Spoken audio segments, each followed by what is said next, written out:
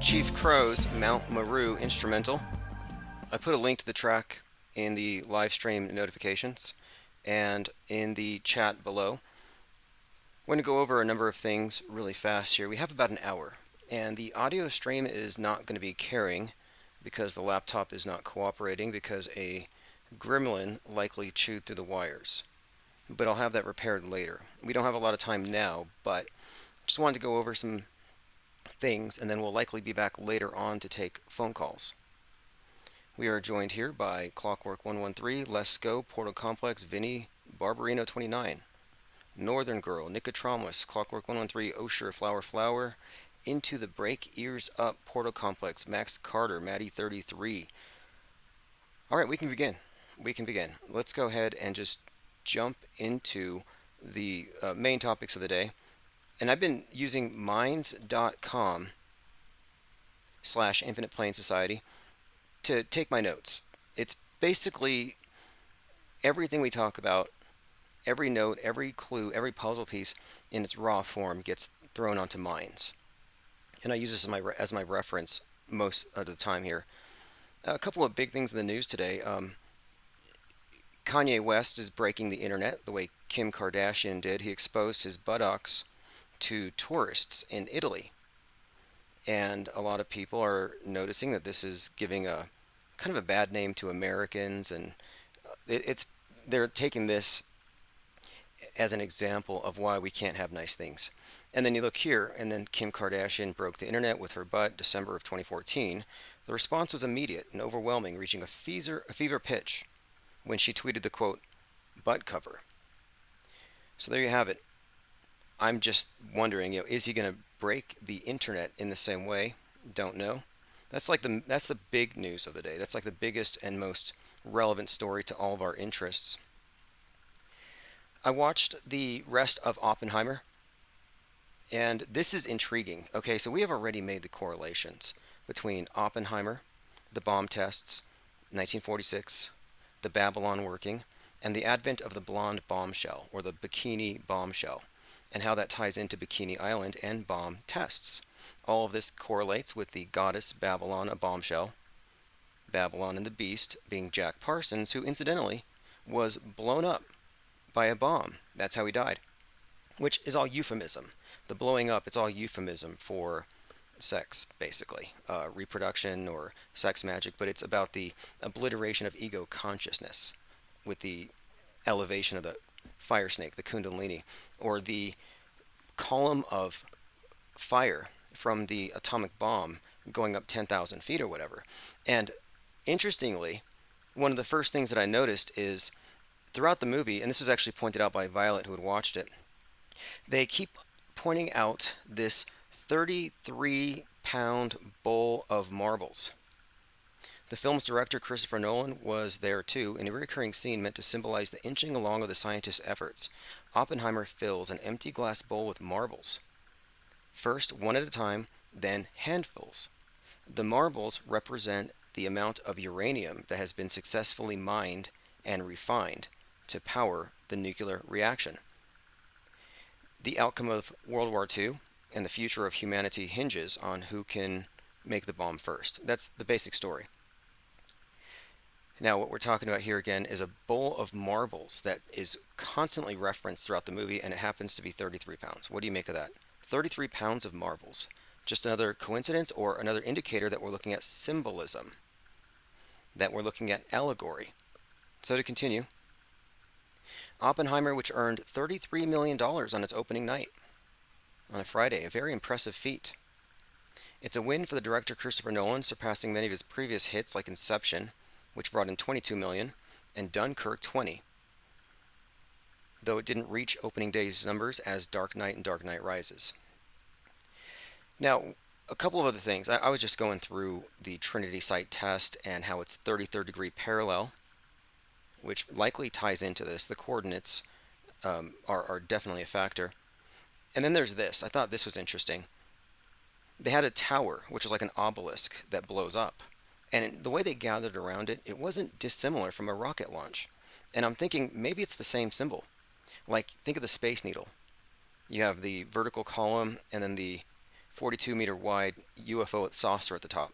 Or look at the UFO. The first UFO sighting was 1946. You have the saucer and the beam. And then look at the nuke mushroom cloud. It's like the same shape, and I think it may mean the same thing symbolically. Now, interestingly, they had a term, a euphemism for the bomb. They called it gadget. And they gave the laboratory's weapons physics division a name, G Division. See, G Division sounds very Masony, if you ask me. The main point I wanted to bring up here is the 113s, the 33s, all these very conspicuous numbers. Rather, this is the other one too. If you look at Oppenheimer's vest, he has a K6 on it, which is a 116. The film, 11 miles long, 600 pounds. The number coding all over this movie was one of the things that stood out to me. Trinity Site obelisk. So, of course, you have to have an obelisk at the 33rd degree. Again, obelisk, what does that mean? It's the symbol of their Earth god.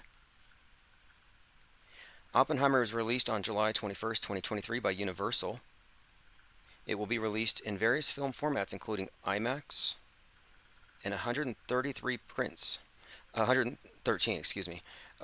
This again, we're looking at the Manhattan Project and Oppenheimer, and just some of the stuff stood out to me like this. Talking about the gadget, well, there's this thing called the Demon Core, a subcritical mass of plutonium manufactured during World War II by the United States nuclear weapon development effort, the Manhattan Project. A fissile core for an early atomic bomb. They called it the Demon Core. What is that? And again, I'm connecting this with the Babylon working, where they were invoking or summoning a demon for all intents and purposes. Now, to get back to this thing though, with Babylon and the Beast, Oppenheimer and Barbie, and the color pink, this is where it gets interesting. Because in Maui right now, again, just to reiterate, the nuclear testing at Bikini Island, bombshells, that's where the name bikini came from. And it all refers to bombshells, women in bikinis or whatever. The advent of the bombshell and the advent of the nuclear bomb are simultaneous. And I think when we saw the Barbie movie and what it represents, it's not just white feminism. It actually represents the iconoclasm, the destruction of the traditional versions of the goddess, and they're replacing it with the Whore of Babylon. That's why I called Barbie the Whore of Babylon and had 3 of my YouTube channels taken down. But these are not coincidental connections. And this is what gets even more interesting. So we have these tests happening in these islands, 1946, the same year the bomb goes off, the same year as the Babylon working. And this connects the islands, the Hawaii Islands. It connects the Pacific Islands all to the nukes, the nuclear bomb tests. So we have this definitive connection. So now let's look at Maui. Material to be applied in Maui's burn zone to stop contaminated runoff. The biodegradable, non-toxic material will be applied to stop the soil from running, and it's pink. So everywhere that Maui burned is being turned pink. Cannot be a coincidence. Material to be applied in Maui burn zone to stop contaminated runoff. It's biodegradable, non-toxic, but it's pink. It will stop toxic substances in the burn area from running into the ocean. So Maui turning pink, again, I'm suggesting that this is definitely a Barbieheimer correlation. Now, they didn't nuke Maui. They used direct energy weapons. They used climate change, whatever they say. But it's the same essential ritual. Speaking of rituals, this may be one. I hope it's a ritual, and I hope he's not actually suffering in any way. But Mitch McConnell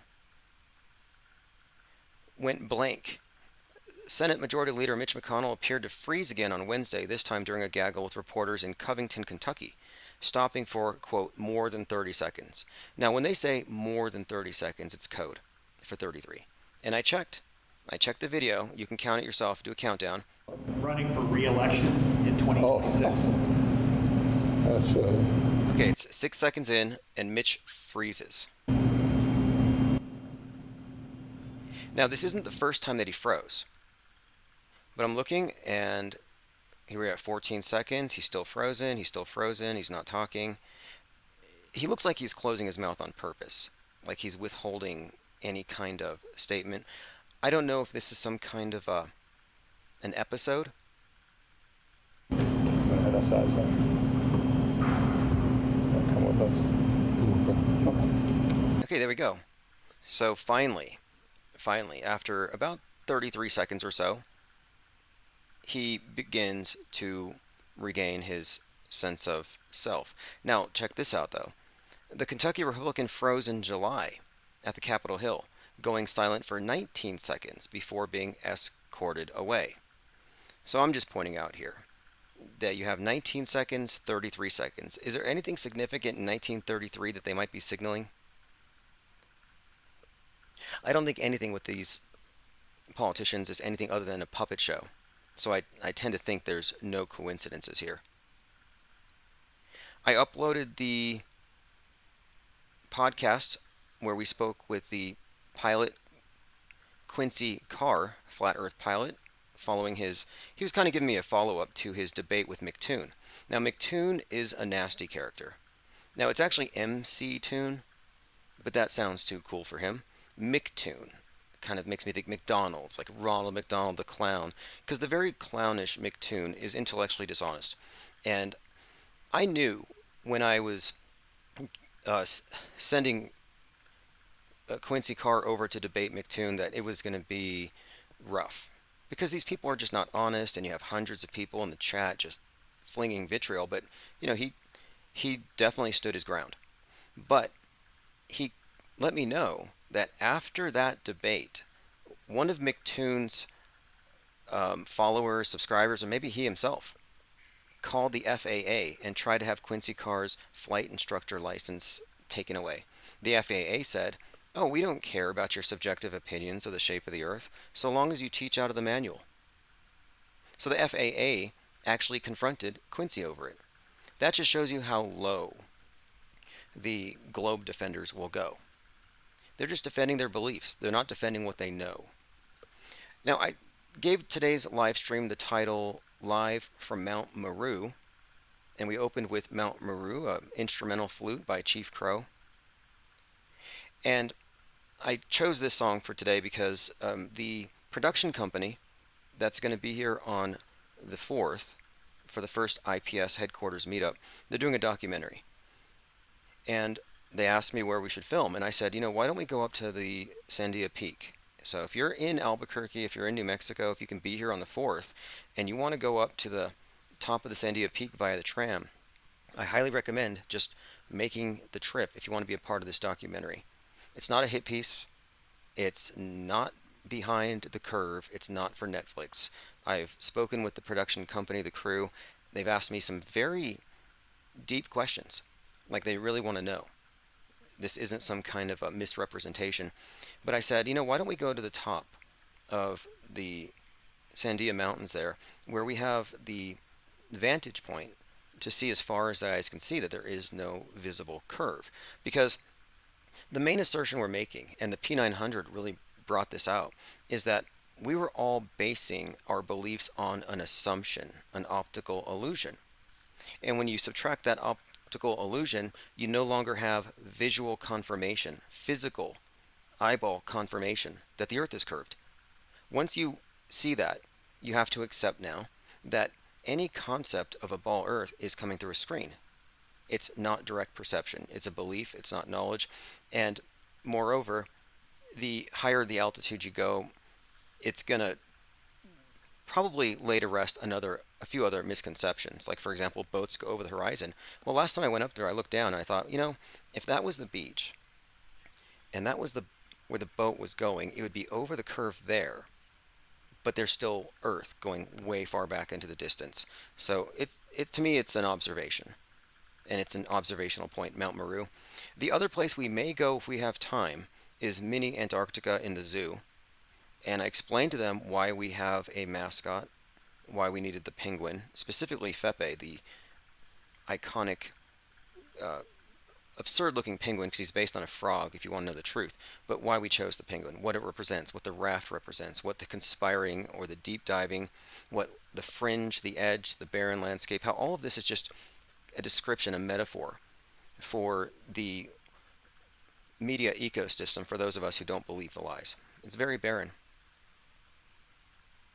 And what we do is we form a raft to remain afloat on the sea of irrelevance, the sea of mis, dis, and malinformation. And when penguins gather on the water in a group, it's called a raft. And something else, too. The Auto Hoaxology 101 textbooks, it's going to be here. So if you ordered it, I'm going to send it, but it has to be in the movie first. So it's going to be sent out Monday night or Tuesday morning. But that's going to be here for them to see because, and I'm going to explain it, this is a flotation device on this, again, Huxley's Sea of Irrelevance.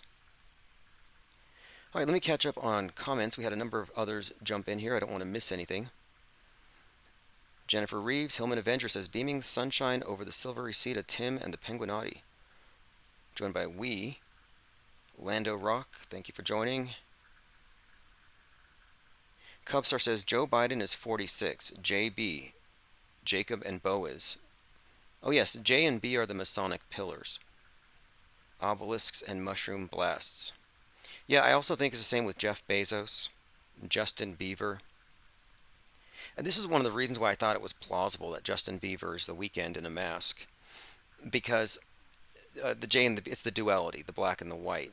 And the Weeknd's name is Abel, like Cain and Abel. I thought there was some kind of symbolism with the J and the B from the very beginning. All right, let's see. Continuing, joined by Shannon Jones, Exalt. Yurt Mama says, thank God, glad to be listening. Adaptevia is the only one here from Twitch. Cubstar says, Nazis took over in 33. Yeah, that could be it. It's also the year the Turner Diaries' author was born, 9/11, 1933. Exalt says, today I found the only lady at work wearing a mask believes the globe and the recent Indian space South Pole landing. No surprise there. Yeah, this is fascinating to me, is the way that you can look at somebody wearing a mask and automatically know what they think. And it's because it's a religious garment. Like if you see somebody wearing a nun's habit or a crucifix, like you can kind of get, or a yarmulke, you know what they think on some level. You know their frame of reference.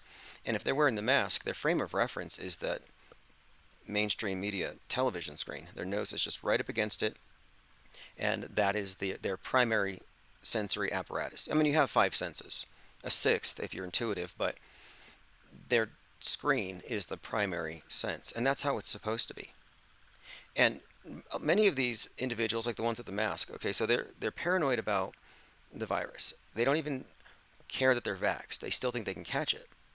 Well, that paranoia was inculcated into them, I believe, to make the transition into fear of mind viruses that much easier to implement, because they have correlated mind viruses with viruses, and it was always the agenda that this was ultimately about censorship. COVID-19 was always about censorship. When I saw the masks in Wuhan, I thought, you know what, that's got to be a symbol for censorship, shutting the mouth. And why? Well, because you don't want to hurt people with your mind viruses, just like you wouldn't want to hurt people with your viruses. That's the whole premise here. But how come we're not worried about catching mind viruses here at Infinite Plane Radio? It's because we've been inoculated against the mind war, and because we have adopted a methodology to understanding our hyper-mediated world, which means basically we don't have mind aids. We have functioning mental immune systems. All right, let's see, continuing. AJ206 says, did you catch the clip with Roseanne Barr saying Biden is Jim Carrey in a mask? Yeah, I've seen her go full-blown Q. Roseanne is full-blown Q. She hugs General Flynn. She seems really well-intentioned, and she's a shocking comedian on purpose. You know, her sense of humor is hard to understand. Like she said, 6 million Jews didn't die, but they should have. Like, is that funny? Well, it's shocking. It upsets your expectations. It fits the definition of a gallows humor type joke, sure.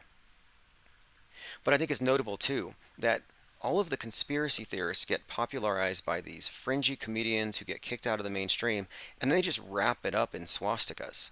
They wrap it up in all kinds of stuff that the rest of the media ecosystem can look at and say, okay, we're just going to disregard that. Yeah, she's drinking the Kool-Aid. She's a Q, R-A-C-K, a crackhead. That's true. Roseanne Barr is a crackhead. She's drinking the Kool-Aid. She's a cultist, again spelled with a Q. She believes all that crap, again spelled with a Q. Elephant Tusk says she's a gatekeeper. Yes, could be. I don't know if she's a gatekeeper as much as a saboteur, because I don't think these saboteurs who are just out there throwing what I consider to be malinformation or just toxic rhetoric onto valid ideas and observations. I think it's more of a sabotage thing. Oswaldo says, starting your own podcast is so hot right now. Yeah, how many. This is actually a valid question. I've been asking myself this question. How many late night talk show hosts does it take to start a podcast? I saw one, it was like Jimmy Kimmel, Jimmy Fallon. It was like three other of these late night. They're not funny. They're not memorable. They're government jesters. It's the way they do their 2 minutes of hate. But there's like five of these guys. There are multiple, like three different Jimmys. Jimmy Kimmel, Jimmy Fallon, and who's the other Jimmy? Like these are interchangeable. They may just be animatronics, but they started a podcast, and I think it's called like the Something Five. Here it is. Late night hosts form podcast super group. So it's Strike Force 5. Stephen Colbert, Jimmy Fallon, Jimmy Kimmel, Seth Meyers, and John Oliver. Yeah, they're all pizza eaters. But again, how many late night talk show government jesters does it take to make a podcast? I couldn't imagine sitting in a room with these massive egos, each of them with their fake smiles trying to get their words in over the others. It just sounds like I can't even approach this. I couldn't even. No, no, thank you. Okay, let us continue. We are going through my notes. Roger Stone is mad at Vivek Ramaswamy. Or actually, I think, isn't it spelled, or it's Vivek, or is it, someone said it rhymes with fake. Like, I gotta get this pronunciation. But they have all kinds of names now. Ramaswampy's pretty good. But anyway, he's now doing the Richard Nixon peace signs with two hands. And Roger Stone is PO'd. Because he went through all the trouble of getting that Richard Nixon tramp stamp, and it's become his signature. He said here, it's bad enough that Ramaswamy has stolen Donald Trump's campaign message, but now he's stealing this from me after I inherited it from Nixon. But he's not the only one. I've seen Mike Pence doing it too. Here's the article, or rather a podcast from Tim Truth, who talked about this. Sprayed with pink goo. The EPA to non-consensually coat victims' off-limit homes with soil tackifier. So it's called a soil tackifier, or pink goo, and they're going to be, as Tim Truth put it, non-consensually coating people's homes, off-limit homes. But I'm saying the pink is because Barbie. It's quite literally that. This is some kind of, there's an occult subtext here, which we're getting to. Now, I found another video. Do you remember a couple weeks ago we were talking about that clip from 9/11 where this cameraman is recording while he's on the morning commute? It's 8:46 a.m., 9/11/2001. He's recording a billboard that says Collateral Damage with Arnold Schwarzenegger, a movie that had themes of hijacked planes and terrorism, and because of 9/11, the movie was delayed and it had all kinds of things cut out of it. But here's a guy recording the movie's billboard rather, and it's 8:46 a.m., and then he turns his camera to the right, and he sees one of the planes, or rather an explosion on one of the buildings. I don't think you see a plane because it was basically pyrotechnics. But what are the odds? He's recording a pretty obvious piece of predictive programming at 8:46, and he sees 9/11 happening. Now that's fascinating. Well, there's another one. We found another, and this is from the 9/11 Blacklist Archive anomalies, another example of an eyewitness recording a billboard for collateral damage on 9/11. Kick off with collateral damage. Before we actually go into it, what I'm going to get you to do is have a quick look at this. Check this out.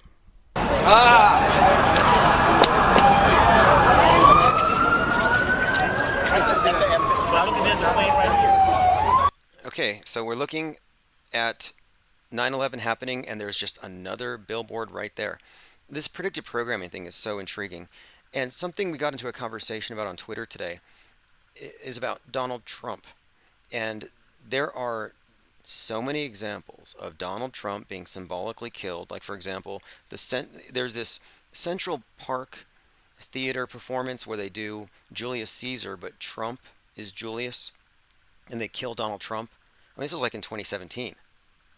But all of this predictive programming for Trump being shot is adding up to the point to where I think that this is going to be bigger than 9/11.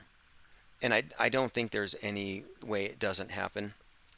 Like, if you do a search right now for Trump merchandise, everything you see, every type of Trump merch right now, it's all got this 45, 47 on it. Well, add the numbers, 9/11. And he wears the 9/11 on the side of his head.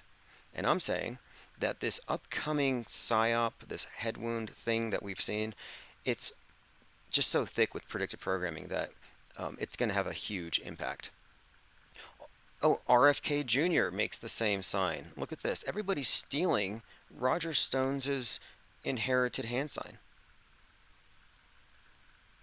Turbo Nervo says Mountain Goo Barbecue Blast. Yeah, Mountain Dew ought to do a pink, like, I guess what do we call it? Barbie Dew? Cubstar says pink goo in Ghostbusters 2 was created by everybody's hate. There was a river of pink slime. Well, here's the symbolism of the pink, just to put it all together. Babylon and the beast, God and the goddess, Christ and Magdalene, blood, or wine rather, and communion wafer, the white and the red, the God and the goddess. What happens with the mixture of the white and the red? You get pink. Well, in the chalice, the Holy Grail in the hands of the Whore of Babylon on the tarot card designed by Aleister Crowley, inside of that Holy Grail, which is all symbolic, if you really want to dig into it, it's not hard to figure out what that means. The cup is the heart, is the womb. Inside of the Holy Grail is the elixir, they call it, but it's basically the mixture of the god and goddess, and it's just symbolized by the color pink, because red and white. So pink has to do with Babylon and the beast and their coupling. And now it's all over that island. All right, let's continue here. We're going through, this is interesting here. Tucker Carlson lit like a jack-o'-lantern. And I was wondering about this. What's going to happen to Tucker when he no longer has that Fox News production company, that production value? And does anybody here think that Tucker is rogue? Or that Tucker is street? That he's one of us? Oh yeah, he's one of us. He's against the elite media. He asks questions about 9/11 and JFK's assassination and UFOs. I just think that he's one of the most obvious examples of an elitist pretending to be a populist. But here he is talking about how they're going to start World War III. Now, he says it's going to be a hot war. Some people are worried about World War III. Others are worried about civil war. What's the difference? View of it.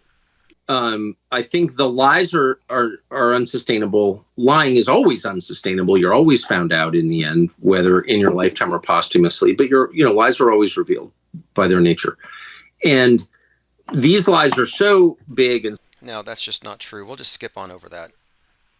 No, most lies are inherited, memorized, and they become dogma. What do you mean lies reveal themselves? That never happens. Elephant Tusk says the true history of Babylon, Egyptian empire, is very different from what it's portrayed as. They have psyoped everyone to believe Babylon is an evil place, just like they demonize USA for its freedoms. Oh yeah, look at the Cathedral of St. John the Divine in New York, where it has Revelation with New York as Babylon, and it's getting judged. And America is Babylon in a few contexts. I've been referencing the number 1776 on the Masonic calendar. So if you want to know what the Masonic calendar is, it's the year of light, when creation began. They actually start their calendars from that date. And on their calendar, the year 1776 is when the Tower of Babel's construction began. Nimrod was its builder. Well, in 1776 AD, America's construction begins. And it gets even more interesting, because to arrive at the year of light, to arrive at the Masonic year, you add 4,000. So add 4,000 to 1776. Like, what was the Masonic year, the AL, Anno Lucius, when America's construction or America's founding occurred? July 4th, 1776. At that time, it was 5776. And the height of the Great Pyramid in Giza is 5,776 inches. And I'm just saying that this correlates with the pyramid on the back of the dollar bill, which has the Roman numerals for 1776 on the bottom. So here you have a connection between the Great Pyramid, the Tower of Babel's construction, America's construction, and I think you could extrapolate from this that the pyramid on the dollar bill represents the Tower of Babel. Let us continue. Trying to catch up on all of our notes here. We're probably going to be live later to take calls. There's a new term I coined, NASAtology. I recommend you all start using it. NASAtologists aren't the most objective people, and they can be a little nasty in the way they debate because they're defending their religious system. NASAtology is just another scammy space religion. And both of them, like Scientology, NASAtology, they have the same origin. They really come from the same place. Continuing. Again, on 10/4, there's going to be a massive emergency alert system. So just a heads up, QAnoners are hoping the world ends because they're a doomsday cult. Okay, do you remember the freak out lady on the plane? How I said this was some kind of a tie-in to the new Final Destination movie because she reenacted the first scene 23 years later, and the first movie came out in 2000, and it was replete with these cryptic references to the number 23. Like people die en route 23, all kinds of 23s. Well, here she is talking to TMZ about how she's laying low. Because that's how you lay low. You know, if you don't want to be an internet celebrity, you talk to TMZ. And she just happens to be posing in front of the airport gate number 23. Does anyone here think this is a... Does anyone think this is a coincidence? New Tiffany Gomez flight video shows her telling cop, F you, the plane's going to blow up. This is the intro scene for Final Destination 2000. Lots of 23s. Kimberly sees a sign that shows the rest stop is 23 miles away. Route 23 is repeatedly referred to throughout the movie. It's getting a 23-year reboot. So after 23 years, they're rebooting it, starting from the very beginning scene that she played out in public. She's also a marketing executive. So I'm still of the opinion that Tiffany Gomez is running a PR stunt for Final Destination in some kind of low-key way. I don't know if it's going to be revealed as such, but that is what it is. Again, the conspiracy theory documentary is going to be here on September the 4th. So if you're able to make it to New Mexico on 9/4, or if you're in Arizona on 9/3, I reached out to Dave J. I said, hey, you're the guy who got notoriety for calling out the obvious fact that Kate Perry's John Benet Ramsey. Why don't you get in the documentary and reboot that story? Hopefully he can be a grown-up about this and do the interview. Just because he thinks I'm a... What is it? I don't even want to go through the litany of things that he's accused me of being. I mean, I'm a demon. I'm a trans-something reptilian Jew. I mean, this guy said all kinds of crazy things. But despite all that, I think it would be great if Dave J could get in on this documentary. I also recommended a few other individuals to contact them, and so we're trying to get as many of our people into the documentary as possible. No shills. OSHA says you're too nice IPS. Well, it's not about being nice. It's about the fact that Dave J's theory about John Benet Ramsey being Kate Perry is hilarious. Unintentionally, probably. Not that he'll do it. And if he doesn't do it, then why? We know what's the point of talking about this stuff, tweeting about it all day, and when you finally have some kind of opportunity to amplify it, you don't do it. So I'm actually doing it more or less to call him out. If Dave J doesn't do it, then he's just too cantankerous to be a real truther. He's just locked up in his bubble. But the whole point of this thing, the whole point of this documentary, from what I understand, is it's to analyze the beliefs of conspiracy theorists, how they arrive at it. And they're also very interested in people they think it's strange, making a living by talking about, quote, conspiracy theories. And this is all because of their bias, which makes them incredulous. Because what they don't realize is that the term conspiracy theory is a loaded term, and it's only applied to the political right. Nobody calls out the leftists for their conspiracy theories, like critical race theory, wokeism, climate change, convid, and anything else that they're promoting. Those are all conspiracy theories. Oswaldo says, what about Jake the A-hole? Actually, I messaged him. Hopefully he gets back to me. But I think a lot of people are a little wary now. They're wary because of Netflix. They're afraid that they're going to look bad. And I'm like, you guys realize we already look bad? Like, I'm going into this knowing that we are already looked at as the fringe. They don't understand that the fringe is the cutting edge. I mean, some will understand after. But this is a hit piece in a sense. I mean, it doesn't have to be a hit piece, but the way that it's going to be contextualized, commented on, yeah, obviously the NASAtologists are going to go wild on this thing. Elephant Tusk says they're just there to make IPS look crazy and unhinged. That might be the case. We'll see. I don't think so, though, because they asked me a few questions. Here we go. Flat Earth questions from the production team. Describe what you think the Earth looks like. Many flat earthers speak of an elite beyond Antarctica. Are you of the same opinion? If so, who is the elite? What is beyond Antarctica, in your opinion? And here are my answers. Echo says, are you going to show your face? It's a documentary, yeah. And the only reason I don't do video now is my videos were being stolen by Marcus Goldfinch, who trademarked my voice, and he was censoring my channels by claiming I stole his content, and then he would own all video of me, according to YouTube. And I actually spoke with the producer about this. I said, hey, look, one of the stories about the Infinite Plane Society is the censorship. And I can point fingers to individuals, and they thought it was funny when I explained George News, JFK Jr., and how close they are to Trump, and how Trump has used that and the Q movement to turn conspiracy theorists into another GOP voting bloc, which is what happened. But this documentary and whatever exposure is going to make it that much easier for me to go after Goldfinch. It happened in 2018. We went to the conference there with Mad Mike, and I was filming. In fact, I was recording when we got kicked out.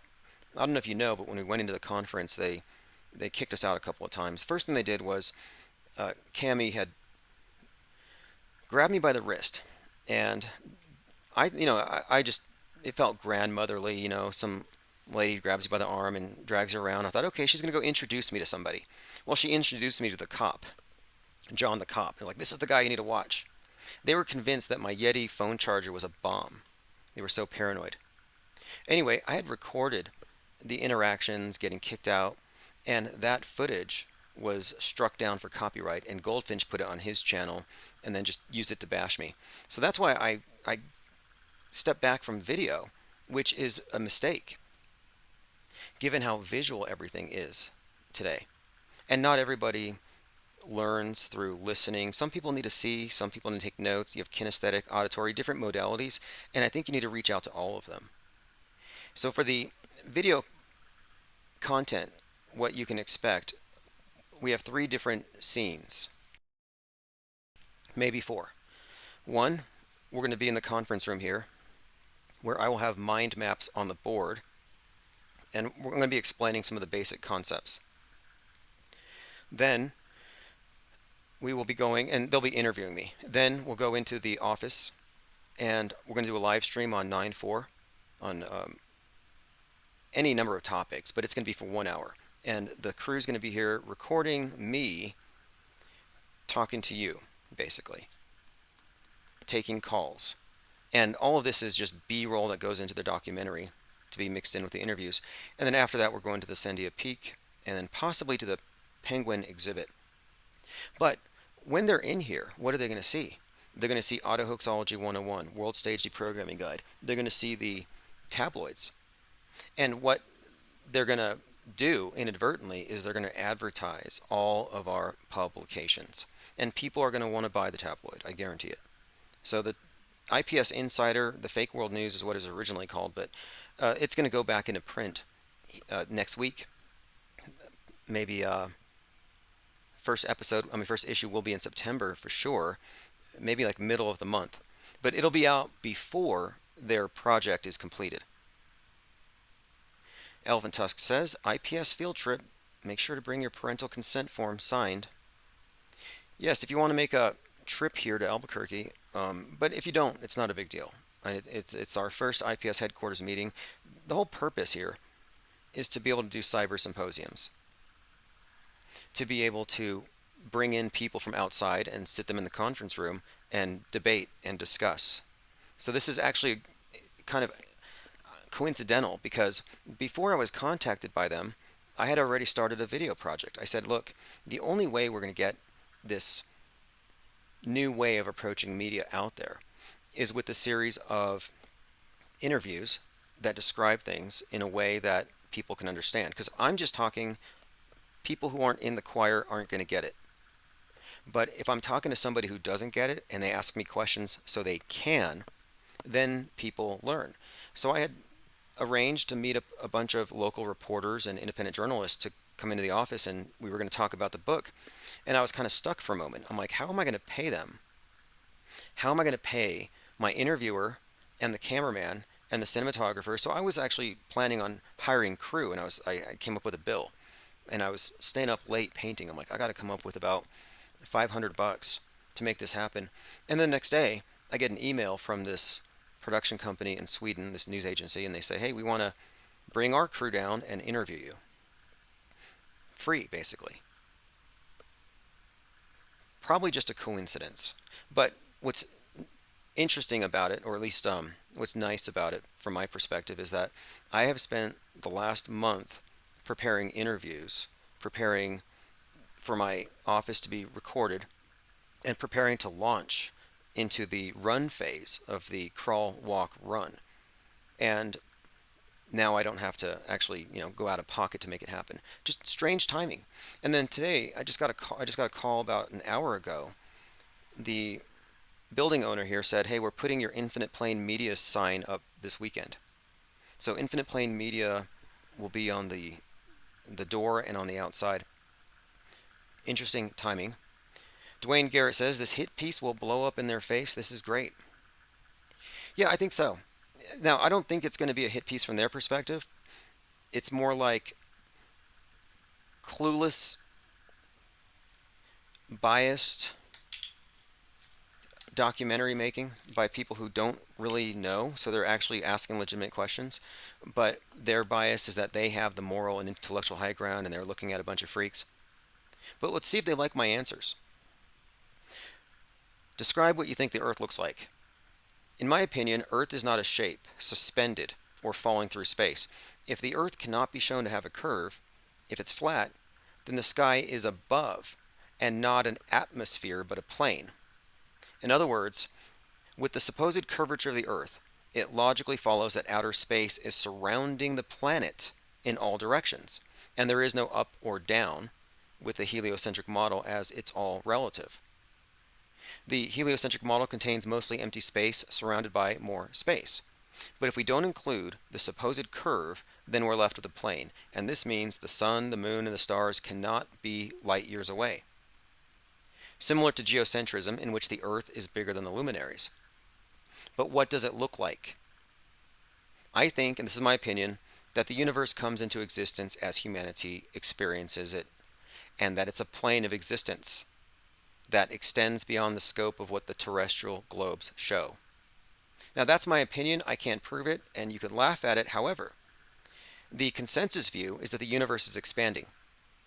And all I'm saying is that the universe is created as we experiencing it. We're making it. It is expanding.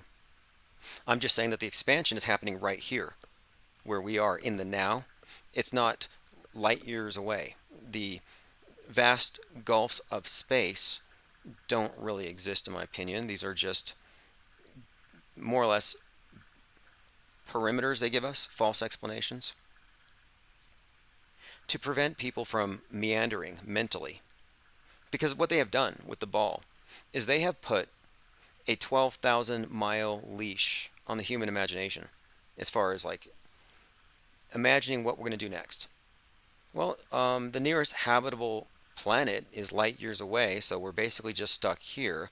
And if you go halfway around this place, you're coming back around the other side. So we've been tethered, is what I'm suggesting, by design. Because if we are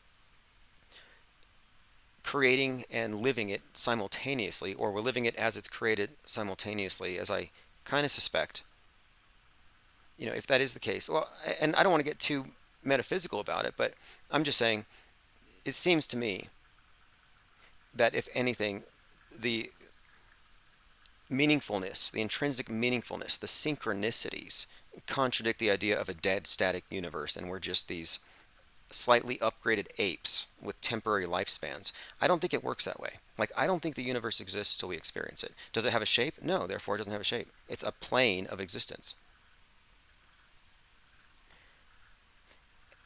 My third eye says coincidence or maybe synchronicity. Maybe it's time for the message to spread. AJ206 says this is awesome. Oswaldo says IPS willed it into reality. I think we willed it into reality. I do think we did. We absolutely made this happen because it was going to happen regardless. Let's Go says IPS is running a master class in media blitzing.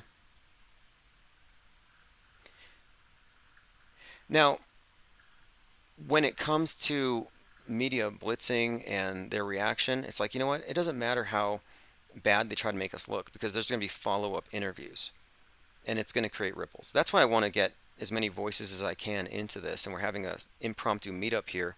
I try to get Quincy Carr, but I believe he's in Alaska. Now, yeah, AJ206 says, don't forget to show them the documentary, the billboard. Yes, so here's what they're going to see in here, and I'm working on it this weekend. I'm going to put posters up of the Research Flat Earth billboard, Mad Mike Hughes, of the various stages of the IPS, the different things we've been involved with, the New Yorker article. I need to get all these things printed out, and I have time. I have like 4 days. So I'm going to be getting some poster prints, probably at the local Walmart or something. But I'm going to ensure that we have everything, and I'm also having our legal paperwork that shows that I sued YouTube, and I have articles to show them, and they were very interested in this, how I sued YouTube over my stolen trademarks with my podcast, and they looked it up because they asked me. They said, do you care if your real name and information gets out there? And I said, it is out there, and if you search, it goes right to these lawsuits, and these lawsuits need to be exposed. I don't think the legal justice system works on its own. I think sometimes with some of these things, when you're dealing with rich, powerful, I would say connected people like Goldfinch, I don't think you can beat them in the system on just pure fairness and the facts. I think you need to win in the court of public opinion. I think there needs to be a political will to see this Trump associate burned at the stake. And I think we can create that. So, good suggestion there. And I will be putting all this content out there. In fact, I have a photo of, actually I have a few things. I have some art from Chris Pontius. I have art from MVP and many others. It'd be nice if I had CDs from all the different musicians. But my point of it is, they're going to be recording a live stream in here, and I want every single shot to tell the story. FEMA Camp, yeah, Flat Earth Music and Art, all those Oh yeah, that's right. The graffiti. For if people don't know, after the billboard Research Flat Earth, there was this spate of Research Flat Earth graffiti news stories. Like it was being tagged all over Scotland, all over dams in California. Research, like think about this. You never see newspapers flip out over gang graffiti. They don't say, "Oh, somebody spray painted the F word." But when they say the earth is flat, somebody said the earth is flat. They actually do stories on it. Why is graffiti a story? Daily Beast did a story about some guy named Skylar Butts, which to me, Skylar Butts sounds made up. But listen to this. Flat earthers supported neo Nazis. Skylar Butts spray painted messages in support of white supremacy and the flat earth conspiracy theory. I think they made this story up, or maybe they didn't. This is some good graffiti, actually. I wonder if Skylar Butts is a real person with an unfortunate name. Flat earther Skylar Butts supported neo Nazis, police say. Why would police even say that? And what does that mean to support neo Nazis? You vote Democrat? I mean, when you really get down and you look at their political platforms. Side note, joined by G33, says here late. We're only here for a couple more minutes. We'll be live later to take calls. I just wanted to run down a few details here and go through my notes. And also, let me continue to get to the rest of these. These are the questions that they asked me so they can contemplate these as they drive over here. Many flat earthers speak of an elite beyond Antarctica. Are you of the same opinion? My answer, if the world is flat, it could not have escaped the attention of the power elite. This wouldn't be an oversight. Like Mark Sargent said, they went up really high and they saw it was flat. No, it's not an oversight. It would necessarily be a conspiracy, and I think it goes back to John Dee. Anyway, for what purpose? To maintain a power disparity in the same way that the better educated elite have many built-in advantages over the masses, a similar power disparity would be created by giving them a false worldview, with artificial scarcity being the key advantage to keeping them ignorant of what lies beyond the world they've been given. In our live discussions, we often refer to the movies that explain this allegorically. For example, The Village is a movie about a commune in which the elders, the elite, convince their progeny that the village they live in is the entire world. Few question the elders' stories about monsters in the woods, which turn out to be the elders themselves in costumes as part of their psychological control system. The elders wearing monster costumes. Yeah, that's the mass media creating bowl cut shooters and terrorists. If so, who is the elite? The elite would be the elders of this world who are keeping us in quarantine from what is beyond. They wouldn't be known to us, but their regional managers would be. Our governmental systems, which in my opinion are all controlled by the same elite. The fact that we have an international space station and an Antarctic treaty, which all nations take part in, suggests that there is already a unity we don't see. I call the media monolithic for this and other reasons. Namely, the centralized control that I'm positing would preclude any real factions above a certain level.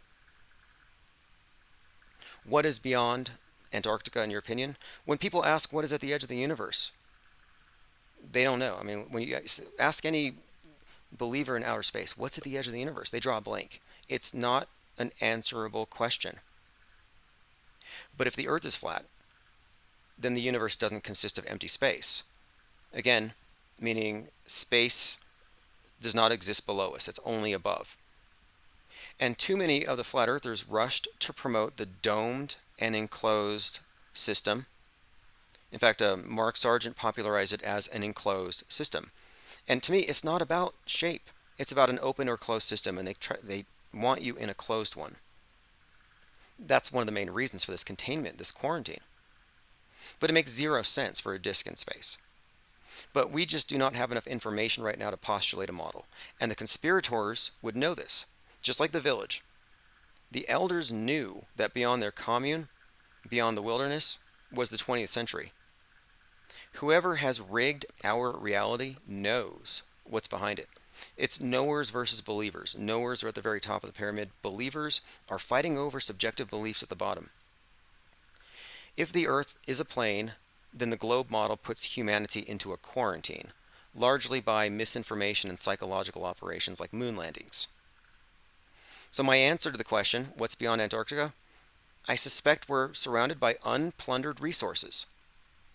I've often joked that Jeff Bezos started mining asteroids, but he's really going to be hauling mineral wealth from out there across the plane, not in outer space.